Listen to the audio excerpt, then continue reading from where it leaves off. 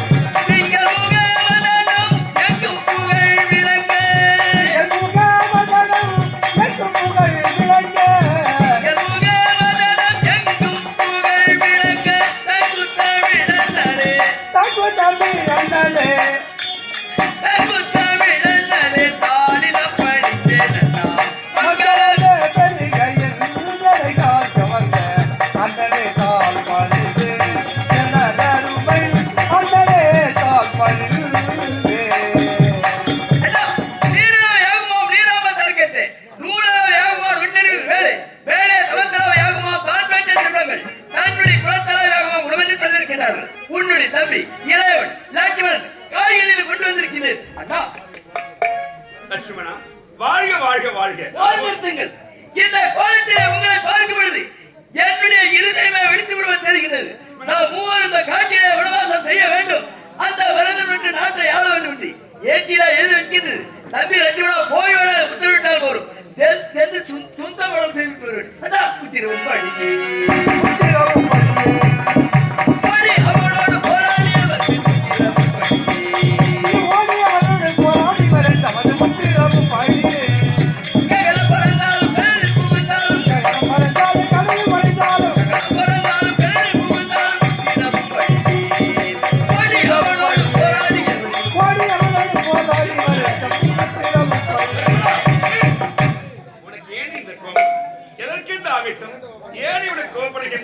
லட்சுமணா, சினமே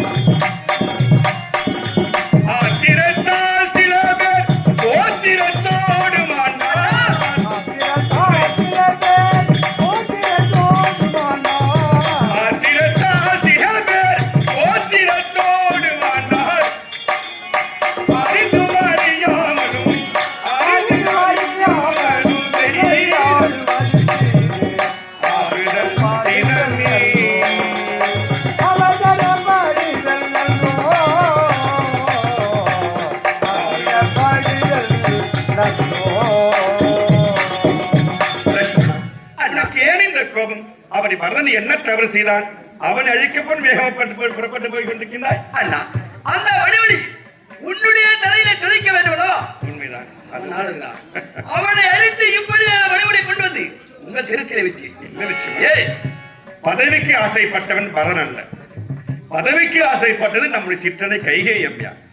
பரதன் நல்லவன். அதனால் அதிலும் உன்னை விட நல்லவன் பரதன். சுருக்கமா சொல்லுங்க. ஏன் தெரியுமா?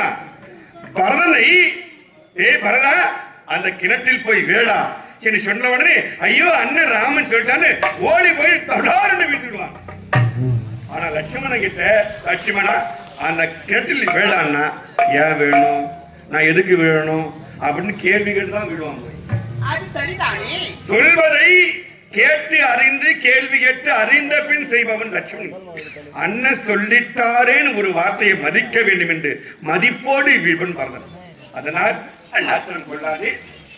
ஆத்திரத்தை அறிவித்து இருந்தாலும் அண்ணா ராமனுக்கு ஒரு இந்த வழியாக சென்றால் நான் தங்குவதற்கு இடம் கேட்கும்.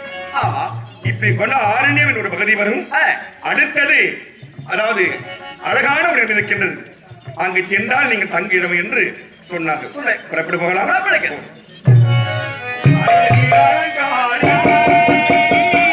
ஆரண்யம் போகலாம், ஆரண்யம் போகலாம்.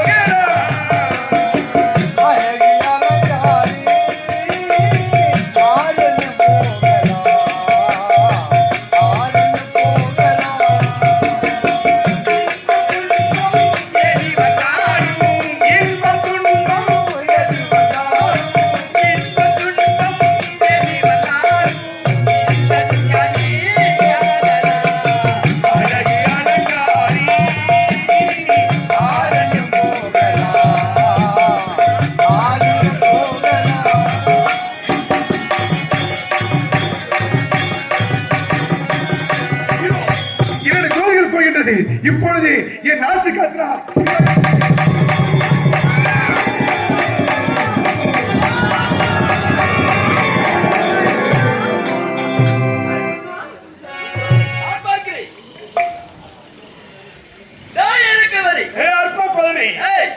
வந்தது யார் என்று தெரியாமல் புரியாமல் அறியாமல் நாச்சு காட்டி எடுத்தார்.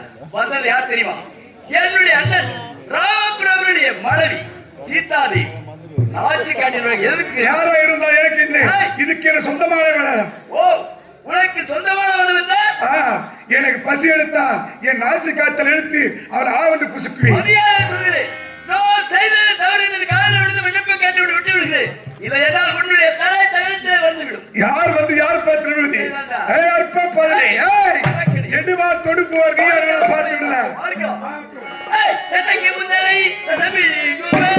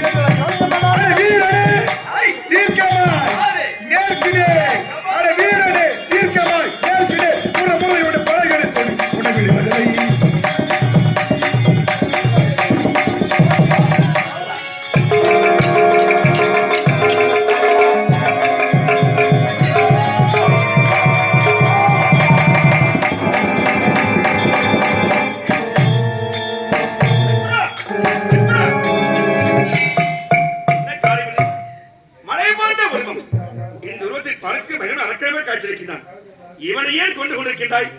என்ன காரணம்? நான் எதற்காக வந்தேன்? அதான் இருக்கிறார்களே மதுரை மதுரை நாச்சு காட்டி விட இழுத்தார். பார்த்து அழைத்து கொன்று விட்டேன். உண்மைதான் சுவாமி வைத்தியர் உரைப்பது. நீங்கள் பின்தொடர்ந்து வந்தீர்களா? சூறாவளி காற்று போல் இந்த கொடியை அறுக்கிற நாசினால் எனக்கு எடுத்து யார் விட்டு புசிக்க தெரிந்தான். மைத்திரே இல்லை என்றால் நான் இருந்திருப்பேன். பார்த்தாயா, அதற்குத்தான் வேண்டாமல் அந்தே உரைத்தேன். முன்னால் ஒரு உயிரே போய்விட்டது. கோபப்பட்டான், அவனை அழித்து விட்டான். யார் என்றே தெரியவில்லை. லட்சுமணா, இப்படிப்பட்ட இந்த சடலம் இங்கு இருந்தால் பார்ப்பதற்கு பயமாக இருக்கு. எடுத்து விடு, நம் முறைப்படி போற்றவரை முயற்சி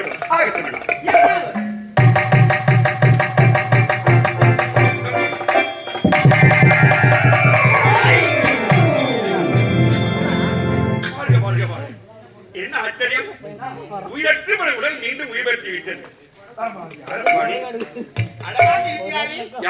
நான் தேவலோகத்திலே மீனை மீட்டக்கூடியவனா? ஓஹோ, தேவலோகத்தினுடைய தேவஸ்தங்களை வீணை மீட்டக்கூடிய குங்குருநாதன். ஆமா, குங்குருநாதன், நீ ஏன் இப்ப அரக்கன் போல் இருக்கின்றாய்? நேரத்திலே தேவலோகத்திலே ரொம்ப ஊர்வசி மேனகா துரோத்தம் சொல்லக்கூடிய நாட்டியம் ஆடும் பொழுது நான் ஊர்வசியை பார்த்தவுடன் விராக தாபத்தால் சுதிமாத்தி வாசித்துதான் தேவேந்திரன் கொடுத்த சாபம் அப்படிப்பட்ட சாபம். ஆஹா. எப்போது விரகதாபம் கொண்டு நீ இசையை மாற்றி வாசித்தாயோ நீ பூலகம் சென்று விராகத ராட்சசாக போகணும் சாபத்தை கொடுத்த. உண்மைதான். அதற்கு தான் சொல்லுகிறேன்.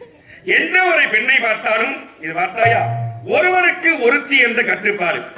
ஒரு ஆடவன் ஒரு பெண்ணை மணந்து வந்தால் அந்த பெண்ணை கல்லானாலும் கணவன், புல்லானாலும் புருஷன். திருமணம் ஆன பிறகு புகுந்த வீட்டுக்கு வந்த பிறகு அந்த கணவன் கூத்தி கல்வனோ, குடிகாரனோ, கொலைகாரனோ எவனாக இருந்தாலும் சரி, வாக்கப்பட்டு வந்துவிட்டோம், விதியின் தலையெழுத்து. அவனோடு வாழ்ந்து இன்பத் துன்பத்தை அனுபவித்து இந்த மண்ணுக்குள் போகின்றாலே அவள்தான் கற்பு நெறிமிக்க கற்புள்ள மங்கை. என் சீதாவை போன்று பார்த்தாயா, சீதாவை மணந்தேன். என்னுடைய பார்வை என் சீதாவை தவிர எந்த ஒரு பெண்ணை பார்த்தாலும் தாயாகும் உடன் பிறந்த தங்கையால் பாதிக்க வேண்டும். ஆனால் நீ ஒரு இசைவாருக்கு வாசிக்கூடிய முனிவனாக இருந்தாலும் ஊர்வசி மேலாடை விலகியது விரகதாபம் கொண்டு உற்று நோக்கினாய். அதனால் வந்த சாபம் ஊடகத்தில் அதனால் அந்த சாபத்தின் விமோச்சனம் சாப விமோச்சனம் கேட்டு வைகுந்தவாசன் ஸ்ரீமன் நாராயணன் இந்த பூமியிலே ராம மானிட அவதாரம் ராம அவதாரம் எடுத்து அவர் பாதமானது உண்மையில் பட்டால் நிச்சயமாக சாபம் விலகும் என்று உரைத்தார். ஓஹோ, அப்படியா? சாபத்தின் விமோச்சனம் தேவேந்திரன் கூறியது பகவான் எம்பெருமான் ஸ்ரீமன் நாராயணன் ராம அவதாரம் எடுத்து அப்படி வரும்போது அவர் திருப்பாதம் தொட்டால் அந்த பாவம் தீர்ந்து சொன்னார். ஆமா, என் பாதம் பட்டவுடன் எனக்கு சாப விமோச்சனம் உண்மையான ஒரு வந்து விட்டாய். பரவாயில்லை குரு, அதாவது முனிவரே இனிமேல் சுதி மாறி வாசிக்க கூடாது. நிச்சயமாக ஒரு நாளே தேவனம் செல்லுங்க, முறையோடு வாழுங்க.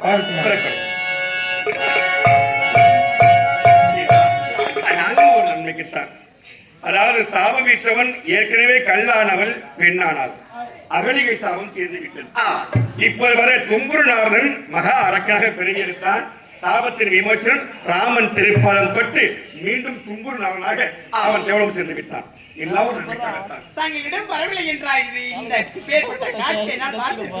கண்டிப்பாக முடியாது.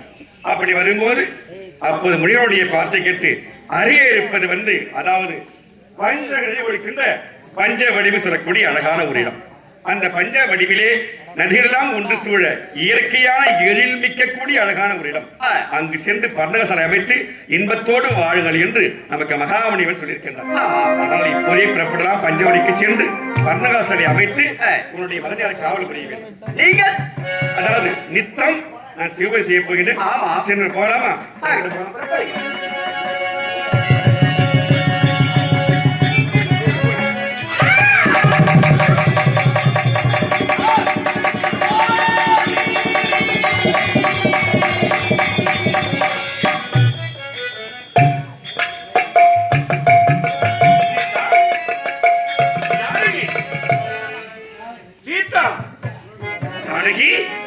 லட்சுமணா, என்ன படுத்து உறங்கிக் கொண்டிருக்கின்றான்? பர்ணகசாலை அமைக்க வேண்டும், பஞ்சமணிக்கு வாயிலை சொன்னால் அயர்ந்து உறங்கிக் கொண்டிருக்கிறான். ஒருவரும் சீதாவும் ஒரு லட்சுமணனும் உறங்கிக் கொண்டிருக்கிறார்கள். என்ன இது? சீதாவின் காலில் முதல் பெருக்கெடுத்து ஓடி வருகிறது. ஐயோ, காலில் முள் தைத்து விட்டது. அறிவுறுக்கு கூட வழங்கி விட்டான். லட்சுமணாவனுக்கு என்ன கால் முள் போட்டுக்கிறான்? இல்லை, நல்லா இருக்கானே. சரி, இந்த முல்லை முதலிட்டுக்கிறான்.